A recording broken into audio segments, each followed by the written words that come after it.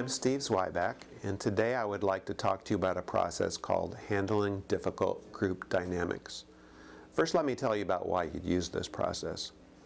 Many times leaders get very frustrated and talk about and want to come to the training and learning about how to handle all of these difficult group dynamics.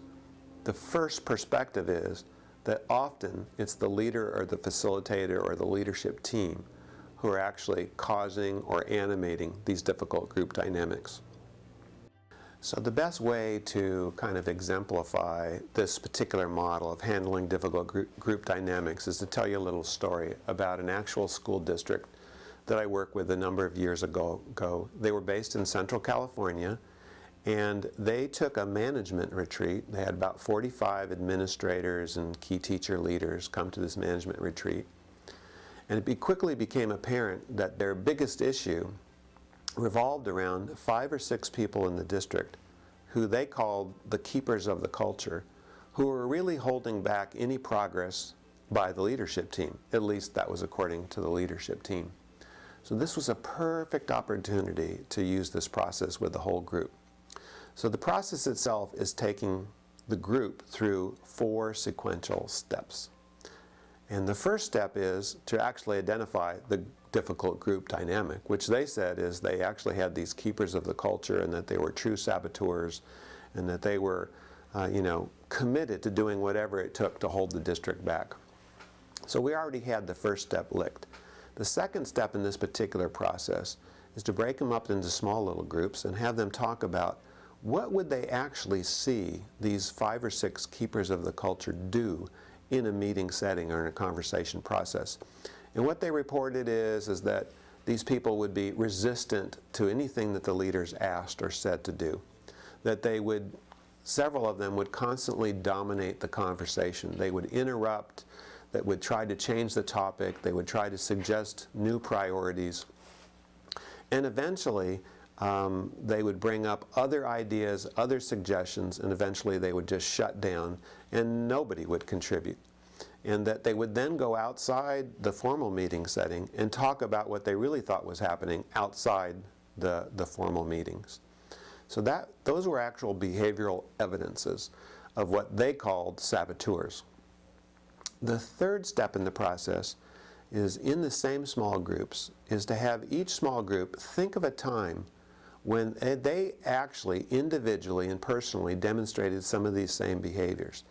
And of course, just like in every group I run, they could all think of a time that they did exactly these same behaviors.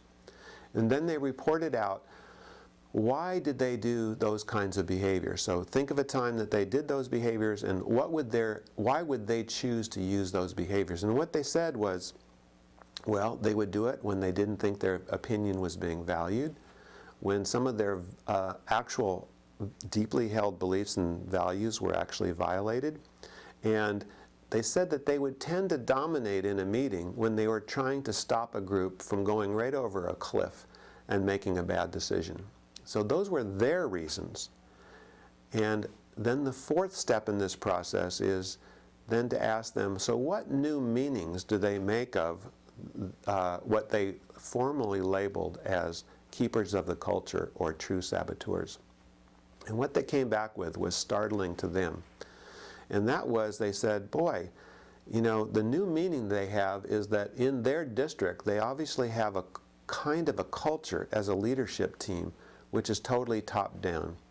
That they were generating some of these very behaviors because of the fact that they would only ask for input from other people when they wanted input about implementation. They didn't go to people in the original thinking about what we should work on or what our top priorities are or the original envisioning of strategies to move forward, only in the how-to components, and that was really causing people to shut down and to have these kinds of behaviors that they found to be difficult group dynamics.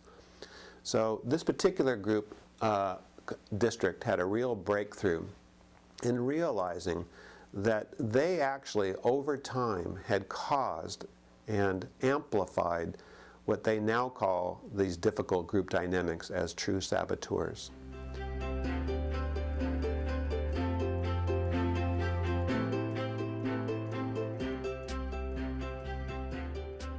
So the Handling Difficult Group Dynamics process can be found both in the process flashcards as well as the Leadership Practices for Challenging Times book, and these can be found at steveswyback.com.